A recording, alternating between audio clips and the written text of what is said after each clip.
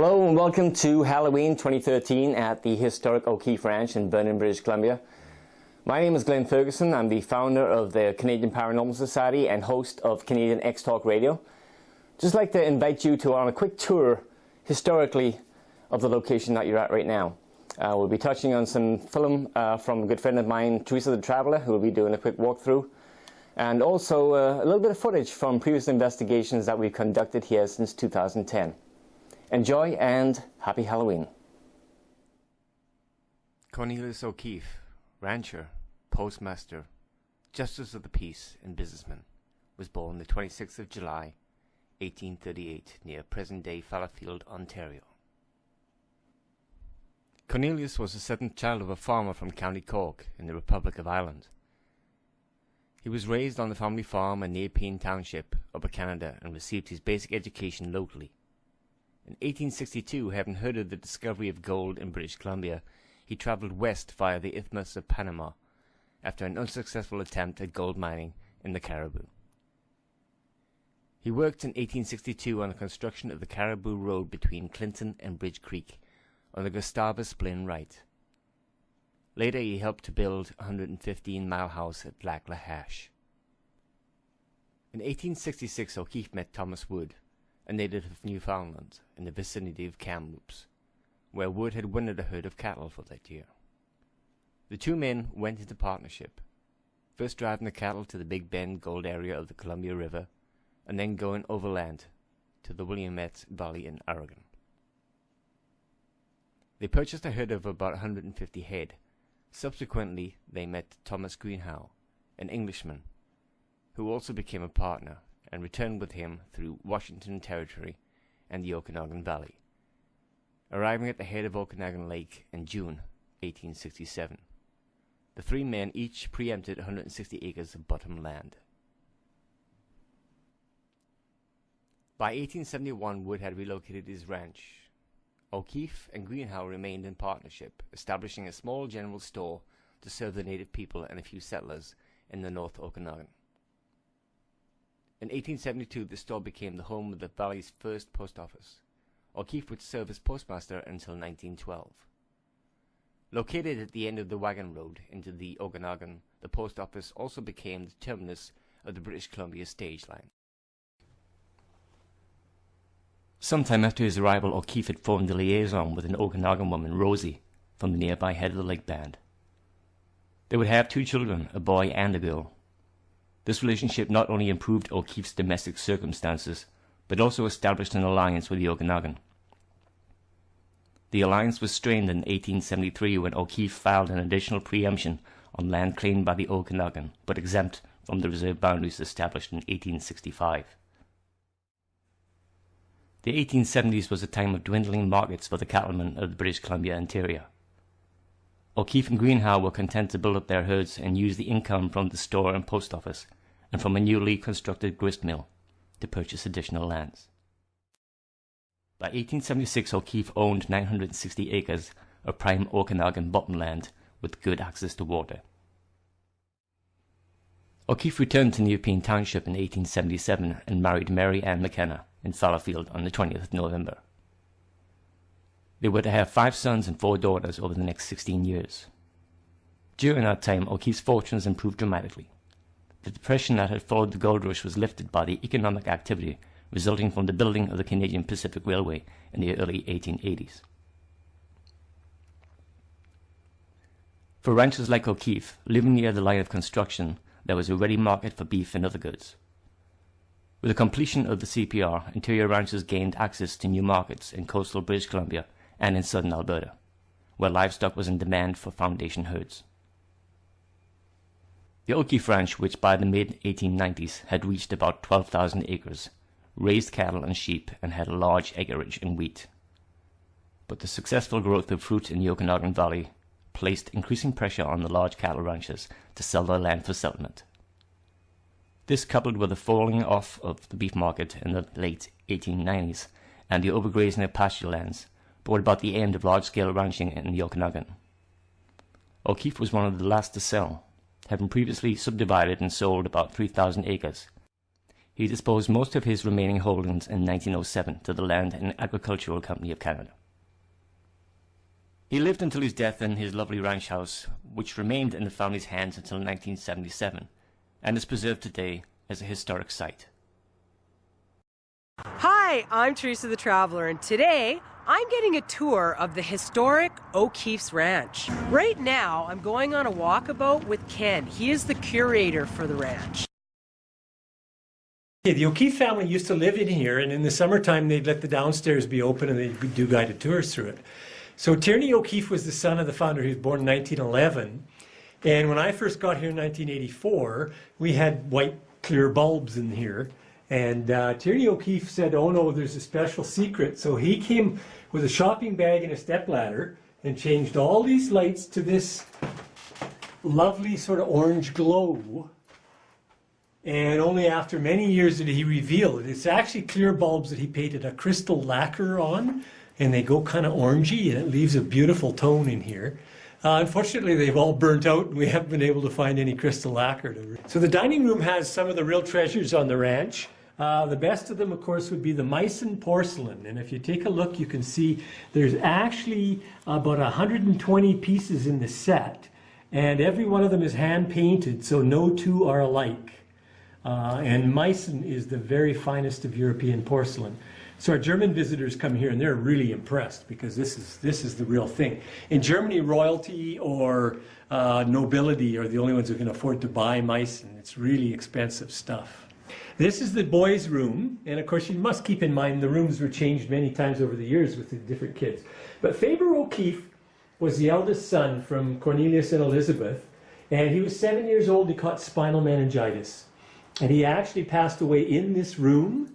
And there are those who say the ghost of Faber is still in the house and very much associated with this room. Okay, this is the schoolroom. The O'Keefe kids, after Faber died, took all their schooling right here because that way they wouldn't catch diseases that other kids would bring to school with them. They had a governess who lived in here, looked after the kids, and basically was a live-in school teacher as well. And the amazing thing is that every once in a while people get a glimpse of a lady in white in the house. And the lady in white we think is the governess, and so she's still here. And we have strange experience where this door unlocks itself when we're least expecting it. This is the master bedroom.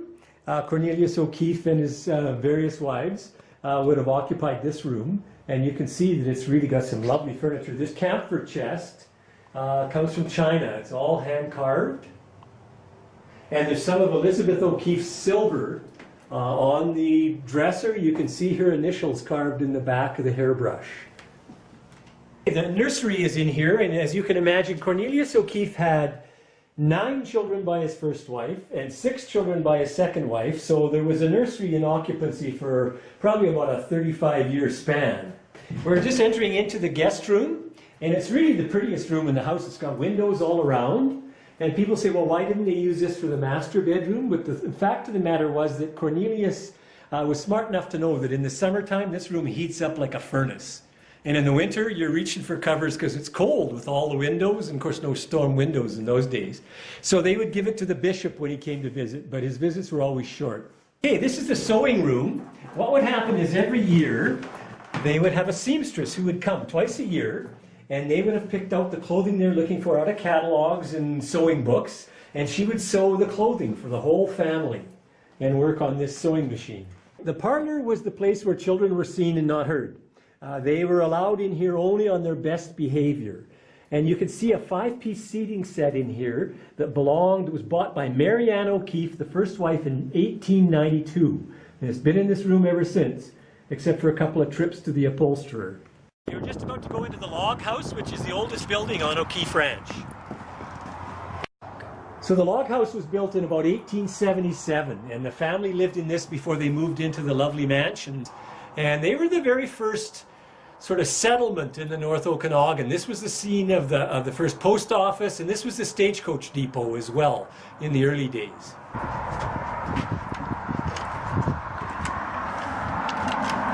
All right, we're going into the general store. The general store at O'Keefe Ranch was the very first one in the Okanagan Valley. And of course, the original store was quite a bit smaller than this.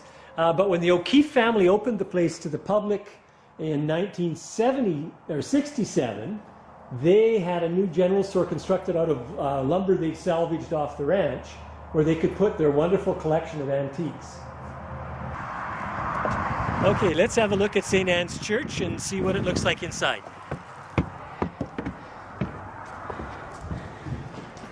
This little church was built in 1889. It was the first Catholic church, or the oldest Catholic church in the North Okanagan.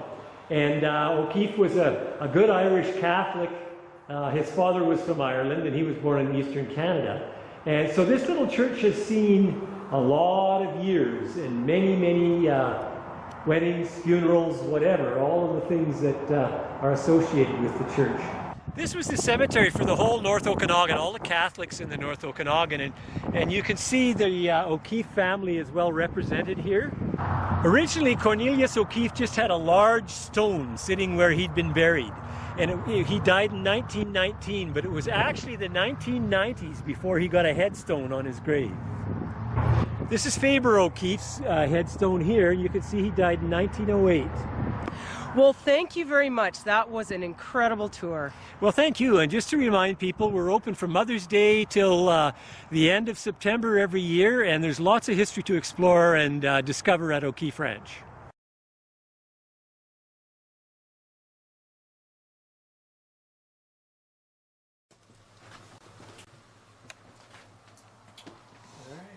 Upstairs, downstairs, where are we going to go?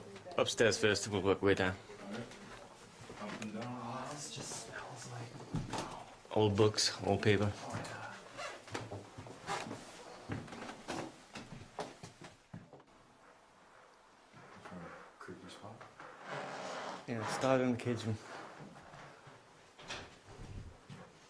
Yeah, this is pretty creepy. Yeah. Is it like a kid? Yeah. Little boy with light brown hair playing games.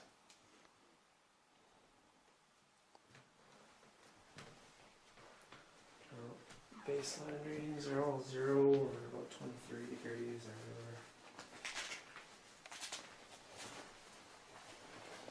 Do you want to do the repeating here? Yeah, I think so. I'll put the app on as well. Shut up. Shut up.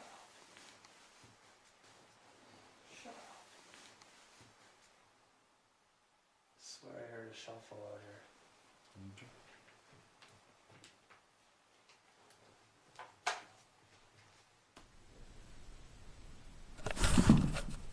Dude.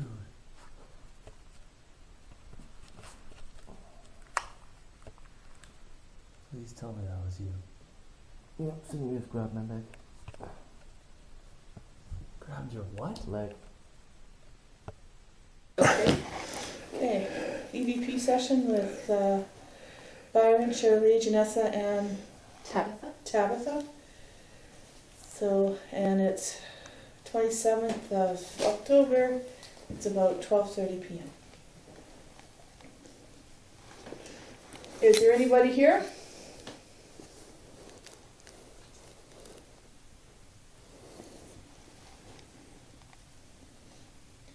It's been a busy night. Did you like the crowds? Just for the record, after you said it's been a busy night, I heard something like whisper right in front of my face. Hopefully we caught it. Do you like us being here?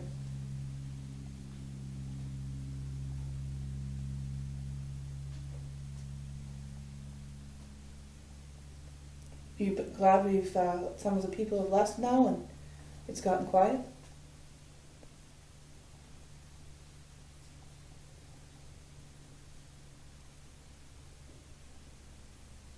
Or is this favor just having fun today?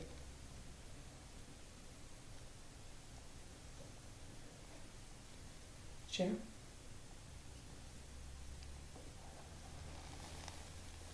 And this is the doorway where stuff is being experienced today.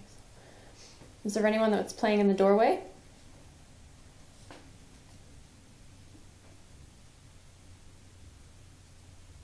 Were you trying to kick people out?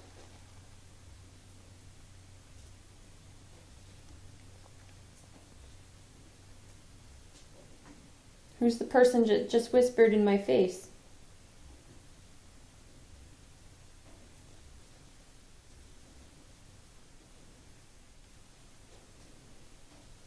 Is there someone else in here that we keep ignoring? Someone that we haven't found yet?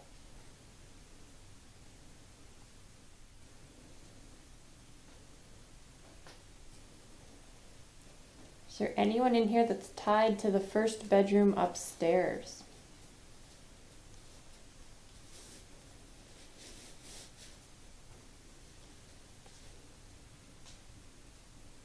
Did you die in that bedroom?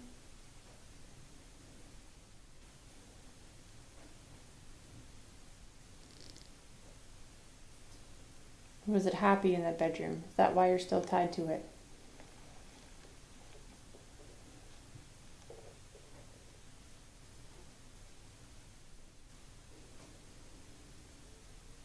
Have you found it easier tonight with an EMF pump? It's supposed to give you energy.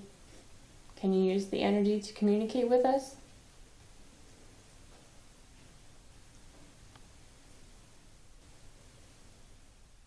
I'm just gonna get up for a second. I'm gonna grab a static reader to stick. Oh, sorry. She kicks me. Stick it in the middle and see if we can get some responses.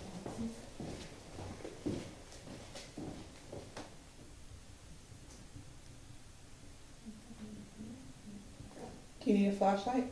No, I just gotta make sure I found one with an antenna.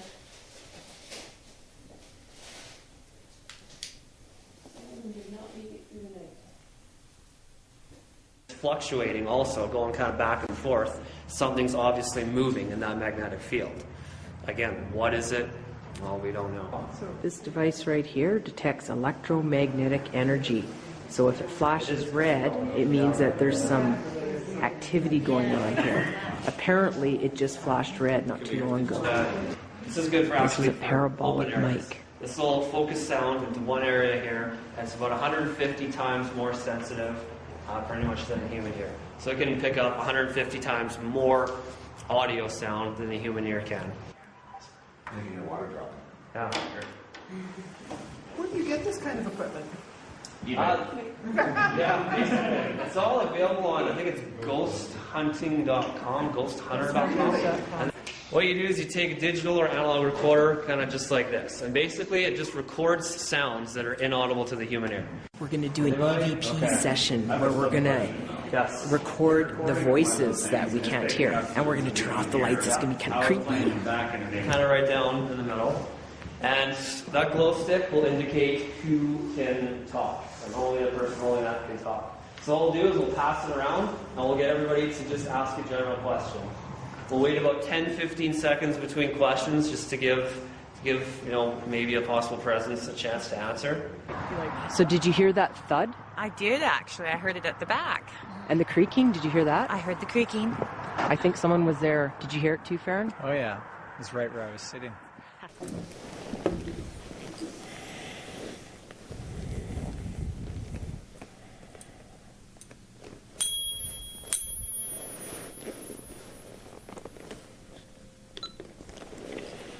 Who would like to talk to us? Do you have anything you would like to say right now?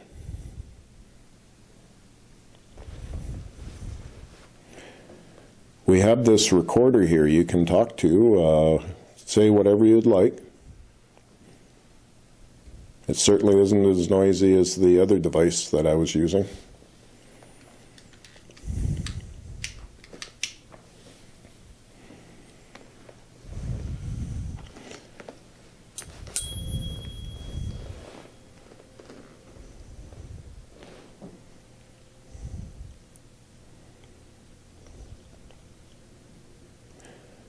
Who's there right now?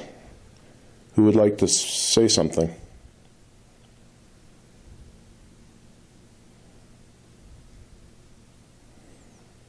Can I have a name, please?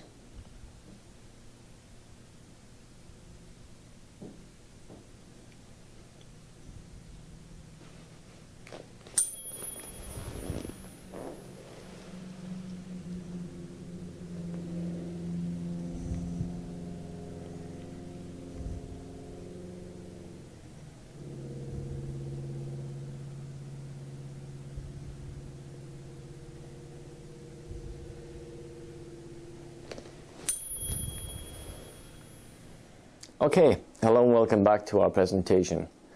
We took you guys out of your element for about 20 minutes, discovering the history of O'Keefe Ranch, its descendants, and a quick tour with my good friend Teresa the Traveller, who did an awesome job, by the way. Kudos to Teresa. But we moved on from that point to going into some previous investigations we've done over the last 3 years, including some of our best evidence from O'Keefe Ranch. Now I want to move on to something that's a little bit different, a little bit challenging for most people. After 18 to 24 hours of doing an investigation, we tend to slow down mentally. So occasionally we will play pranks on each other. We have a prank coming up right now. I'm going to show you this real quick. I had to bleep out a few words because they were expletives. So if you hear a bleep, you can put your own words into what you believe is being said at that time. I'll give you a heads up on the actual scenario. Myself and 2 junior investigators were at the Schubert house while my wife and Sherilee and Byron from Okanagan Paranormal were investigating the schoolhouse. Now, we believed we heard them walking up the path heading back towards the manor house. So we thought, okay, well, it's now our turn to head into the schoolhouse. Unknown to us, they did not leave. My wife was standing behind the doorway as I entered, and just as I entered the room, she brought her hand out and grabbed me on the shoulder. I promptly jumped 18 to 20 foot across the room and screamed like a little girl, which you will hear on the tape. And unfortunately, the 2 junior investigators that were with me that night decided to bolt and leave me to my own devices. So enjoy, guys. This is a fun clip, and it does happen with every other group that's out there. So regardless of what you see on TV, this does happen. Enjoy.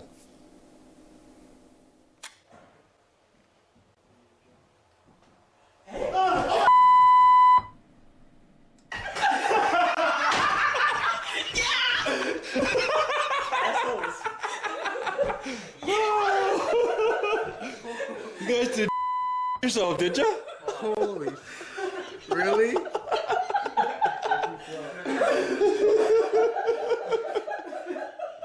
That's awesome.